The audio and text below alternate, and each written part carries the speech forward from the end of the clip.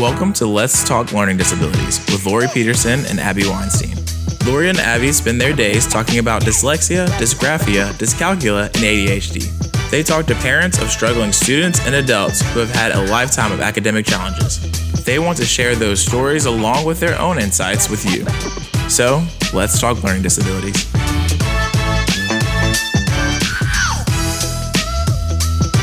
Everybody, this is Laurie. And this is Abby. Welcome to episode number 90 of Let's Talk Learning Disabilities. Hope everyone's doing okay today, and I hope you're enjoying our parenting series. And we've got, I think, 4 more parent interviews left in the series, but we're taking a quick break because it's April, people, and we're going to start talking about summer. Mm-hmm. So we're going to take a little break. Summer and fall even. Yeah, we're going to take a little break from the parenting. We're coming back with those last 4 series after we talk a little bit about summer. So, Abby, tell us what we're talking about today. So today we have a special guest with us from Landmark School, Melody O'Neill. And she comes to us from Massachusetts, and she is Director of Admissions, is that correct? I'm the Associate Director. Associate Director of Admissions at the Landmark School.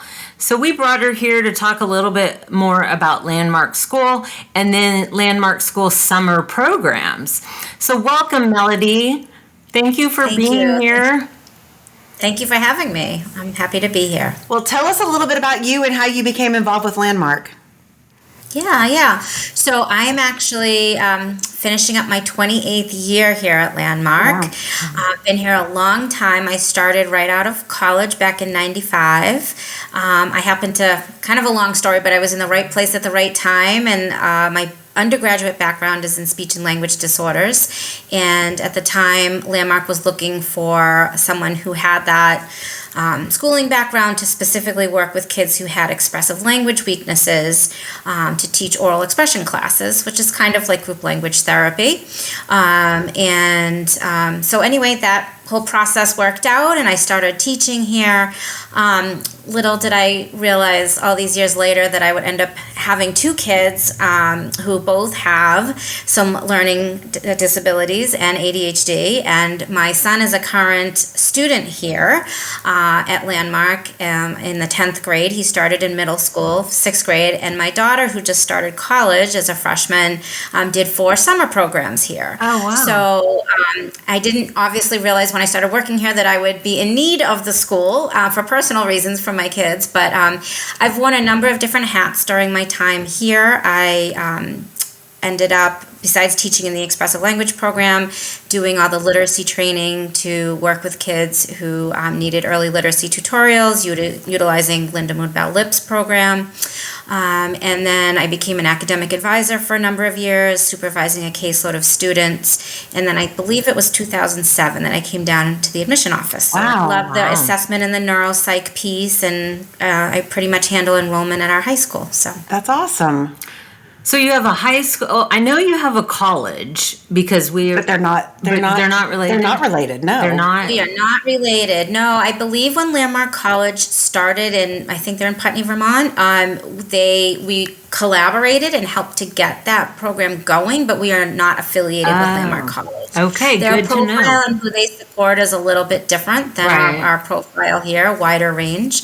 But we are an elementary, middle, and high school here, so we do support grades 2 through 12. And so who is your target student? So we do work with, I always tell families, it's a very narrow piece of the pie under that umbrella of a language-based learning disability. So our kiddos here are bright, well-adjusted, motivated kids. They have real cognitive strengths in areas of visual spatial ability and fluid reasoning.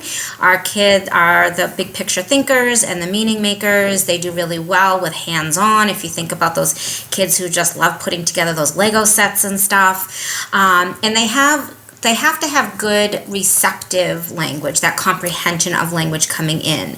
I mentioned before, teaching with the expressive language kids, they can definitely struggle with that retrieval and output.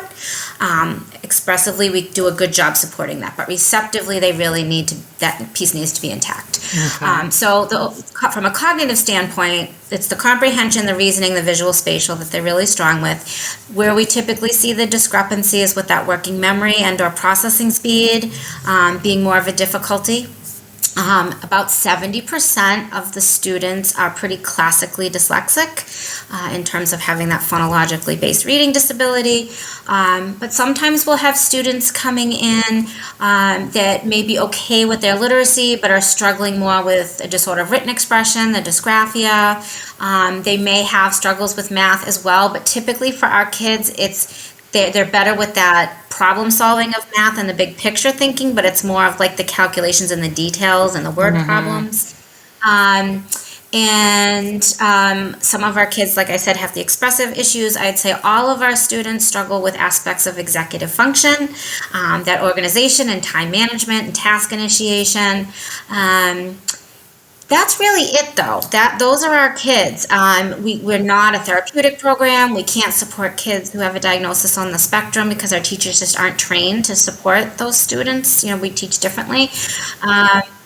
So it's these kids who are socially savvy, well-adjusted, bright, college-bound, and it's really the reading, writing, and speaking and executive function. That's awesome. Yeah, that is awesome. That is a great area of need.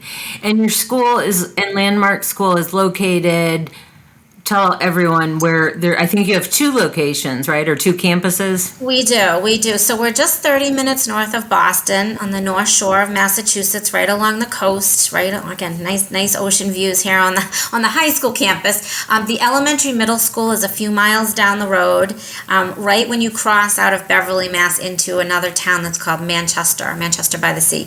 And that's where our elementary middle school is. They don't have quite the ocean view from their campus, but they are still 2 minutes walk to the beach. So very nice campus. And the lower campus is a day program only. We typically have around 170 kids there for the school year, and usually between 50 and 60 for the summer. The high school program, we have just under 300 students. We have about half of our kids living here as boarding students, and half of our kids commute. We have typically 20 different states represented and at least a half a dozen or so different countries, international students. And our summer program, we usually have about 50 to 55 students for the summer. Wow, that's awesome. So, Melody, do parents that are considering Landmark School for their children or adolescents, do they have to have a current evaluation report to share with you, or can they have an old one from elementary school, or can they also just say there's no formal eval, but my child struggles with reading, writing, and oral expression? Yeah, great question. Yes. So we do have a pretty comprehensive application process, and we do require testing within 3 years of date of application. It can be either private neuropsych eval or public school psychoeducational testing, but we do have 3 requirements for the testing. One is the cognitive measure. We ask for the WISC specifically, which is the Wechsler Intelligence Scale for Children. Or if a student is 16 or older, it would be the WACE, which is the adult version.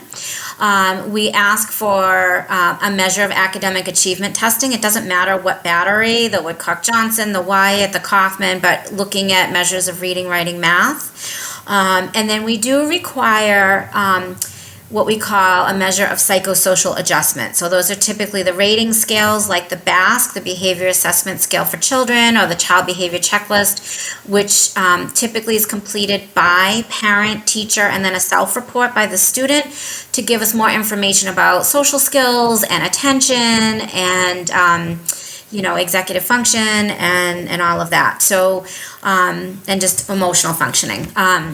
And we do ask for all of that. We need all of that because kind of goes back to me saying it's a very narrow piece of the pie, and we need to see strengths where we know our students demonstrate strengths and we can teach to those strengths, and that will allow for the student to make effective progress and meet with success. And then we need to see kind of those expected areas of weakness that we know we can support well here. So we need testing, and then, other measures. We collect school reports and references and copy of IEP or 504 if there is one. It really is the same application process for either summer or academic year.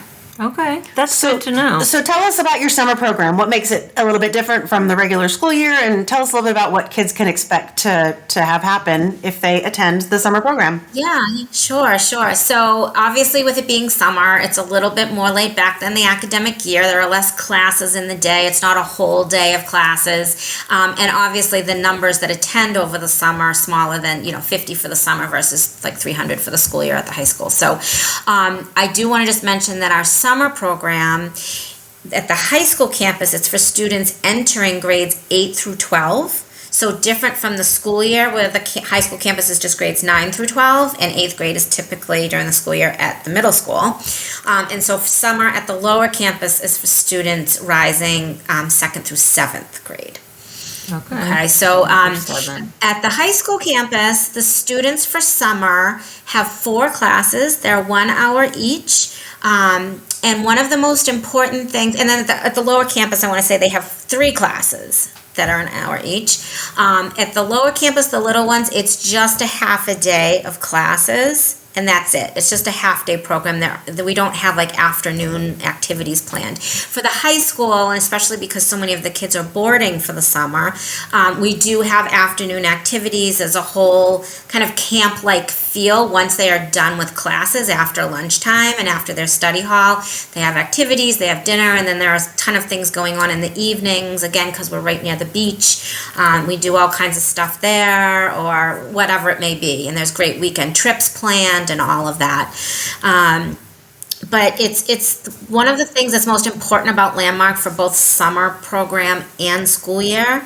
Really the hallmark of who we are is that every student receives a daily one-to-one tutorial. It's a language arts tutorial, and it is very individually designed to work on the areas of literacy and language that student needs. So we work off a diagnostic of goals that can include the decoding, encoding, reading fluency, reading comprehension, writing skills, expressive skills, and study skills.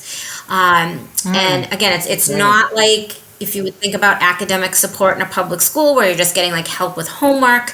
That's not what this class is. Again, it's its own class with its own diagnostic. So every student that attends summer program has this one-to-one tutorial, and every student that attends during the school year also has this one-to-one tutorial class every day as part of their daily class schedule. And to give you an example of what that means in terms of staffing and faculty, for the 300 students at the high school, we have 100 teachers. Holy cow. Wow, that's great. Yeah. So very small classroom sizes. Well, so that's the one-to-one tutorial, and then the class sizes here are 6 to 8. We don't go beyond 8 in the class because we are an approved program in the state of Massachusetts, and about half of our students are receiving public funding from the local districts. Oh, wow. So we cannot go beyond 8 in the class. And we group, the other thing that's very unique about summer here and school year is that we're grouping students in classes based on their skill level, not necessarily per grade. So we'll get calls all the time about like a certain grades, like is your 6th grade class full or is your 10th grade class full? But that's not how we admit students. We take students until we're full as a school, until all of those tutorial teaching periods are full.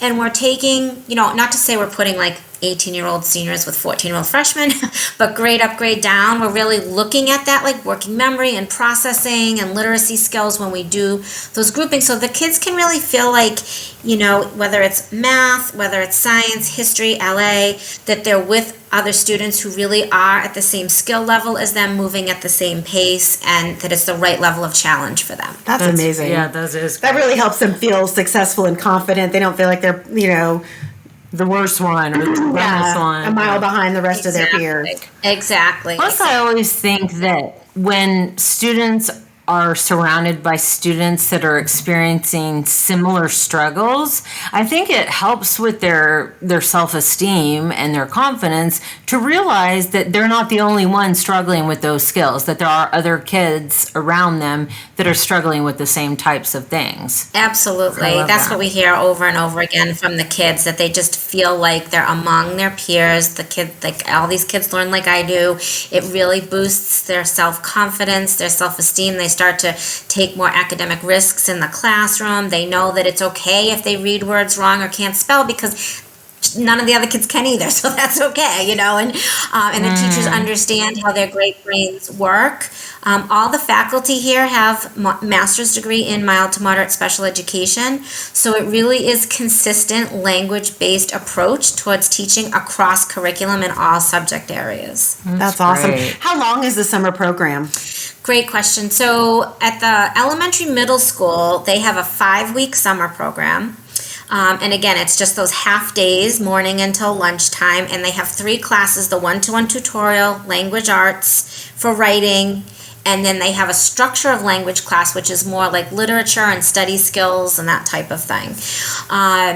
And so that's the 5-week program. So they all get study skills? Yeah, within that structure of language class, they're all working on, literature and vocabulary and study skills in that class. Oh, that's great.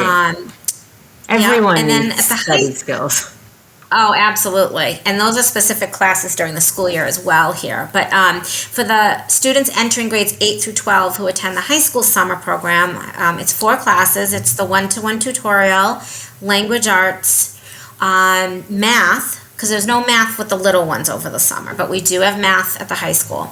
Good. And then the 4th class for the summer at the high school depends on what that student needs skill-wise. So if we're having a student come for summer at the high school who's way behind in basic literacy, they will have an additional small group reading fluency class in addition to their one-to-one tutorial.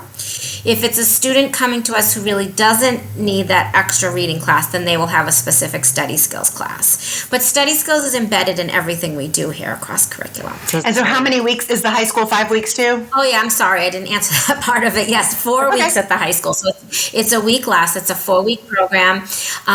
We start typically right after the 4th of July and then finish up by the beginning of August. I think it's August 2nd this year that the high school, both of the programs end at the same time, but the lower campus starts a week earlier than the high school does.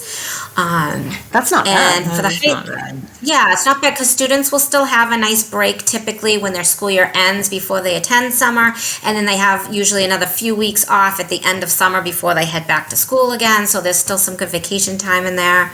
And I just wanted to say for the students attending high school summer, when their school day ends, their classes end, they have lunch, they have some study hall time to get work done, and then the activities in the afternoon, we have like a sea kayaking program, and we have a marine explorations program in the afternoon, we have visual arts, photography, we have a CrossFit and fitness workout program, so they can choose from these activities, and then like I said, after dinner there's all kinds of fun stuff happening. So that is awesome. That is great. So, and for the high school summer program, they don't have to be a Landmark School student, right? Anybody can come and be a part of just the summer program? That's a great question. Yeah, mostly the kids that are here for summer, both at the elementary, middle school, are not school year students. We want our current year students to kind of take a break over the summer. So most of the students attending for summer are just coming for the summer to get some skill boosting and writing skills and study skills to bring that back with them wherever they're returning for the school year. But we do have, I want to say, at each campus every summer, maybe 15 or so kids that are going to be new in the fall and are using the summer program as a way to transition in. That's genius. It's very helpful for kids, let's say they are going to be boarding away for the first time as a way to transition in, or if a student has, a lot of anxiety and they're really nervous about it, it's a nice way to help them transition in and make some friends ahead of time. So we will have some students that are returning. And then every year, I want to say we just have maybe a handful of current students, and it's part of their IEP for extended year services, and they stay for summer. But most of the kids are new. That's awesome. That is awesome. That's great. Well, very cool. So how do people get more information? Where's the best place for them to go? Yeah, great question. So our website is very comprehensive. If they go to landmarkschool.org, Everything's on there that you can think of, talking about our student profile, talking specifically about the elementary middle school campus and the high school campus, talking specifically about our summer programs. We have great videos on there. And in terms of starting the process, if a family's looking through all of the materials on the website and they're reading about who we service and who does well here, and they're thinking, hey, that's my kid. We have monthly informational visits that we host at both campuses, and that's always a great first step for a family to come and, if they can get here, and do one of the monthly visits. We do a whole presentation about who we are, what we do, our programs. There's a student panel, so they get to hear from the kids. There's a tour. And it's an online application. It's one application, whether they want summer or fall. And so on the website, again, if they go to apply, they will get to download work on the application right there. And if a family's from really far away and they can't get here, we have a couple virtual sessions every year that we do. But we can also set up, an alternate plan to do stuff virtually if we need to. And we do have a screening and interview process at the end of an application once we feel like we're likely to be a good fit and we've received all the testing and materials. And again, at that point is when a family's usually coming for an individual appointment. But again, I just met with a student from Egypt, and we did that virtually, and Wow. we can work that out too. That's awesome. That is so cool. Well, thank you for sharing. I think this is such a great program. And, if you've got really is. a student has any of these, struggles, I think a summer program that's so concentrated but makes it fun. Makes it fun. That is so key. It's got to feel like summer. But to get that one-on-one, everybody gets one-on-one, that's bonkers. That is wonderful. I think it's so important to keep your skills at least constant during the summer, if not improving, especially with our struggling learners or those with learning disabilities or that learn differently. I think that they struggle having the whole summer off, and then the start of the school year, there's not a whole lot of review of the previous year before teachers start jumping into new curriculum and new skills.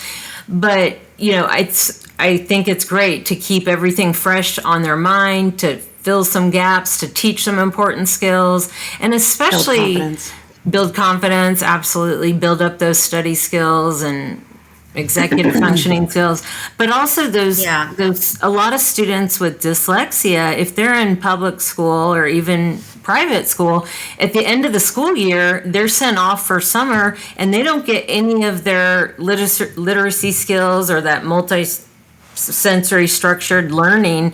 So they go almost 3 months without any intervention. So I love that your program offers that they can continue to get intervention and have fun and just be there half a day and learn other skills too. That's what the majority of families seeking us out for summer will talk about, is that, trying to avoid that regression piece and trying to not only avoid the regression, but also instill some, new and efficient study skills, writing skills that the student can take back with them. So, Wonderful. It's very helpful. Thank you so much for your time. Thank you for being here, Melody. We appreciate it. Definitely. Oh, thank you so much for having me. I just want to say quick, too, we work on a rolling basis. There's no deadline. And I had forgotten to mention, too, that over half of our kids do have ADHD as well. It's a very common comorbid diagnosis. So I don't want families to think that we don't support kids with ADHD as well. But I really appreciated being invited to chat with you guys today. Thank you so much. Yeah, thank you. We'll include a link to your website in our show notes. So in case anyone wants easy access or is driving or can't write it down right now, we'll make sure that's in there. But I'm excited. Thank you so much for sharing all this with us. Listeners, if you guys have any questions or comments or suggestions for future episodes, questions for Melody, you can send them to us and we'll pass them along. Let's talk learningdisabilities@gmail.com. If you're more interested in learning about some of our other episodes, you can learn about our podcast and see all our episodes at our podcast website, which is ltldpodcast.com.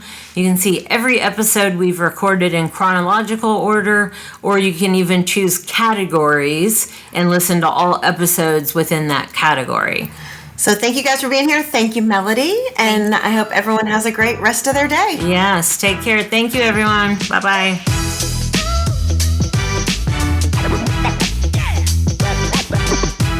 thank you so much for joining us today. In our show notes, you can find information about today's talk, as well as links to resources and other episodes. If you have questions about today's talk, have ideas for future episodes, or just want to stay connected, you can contact us through Diagnostic Learning Services on Facebook, Twitter, LinkedIn, and Instagram. So, let's keep talking learning disabilities. This podcast is sponsored by eDiagnostic Learning. You can find more information at www.ediagnosticlearning.com.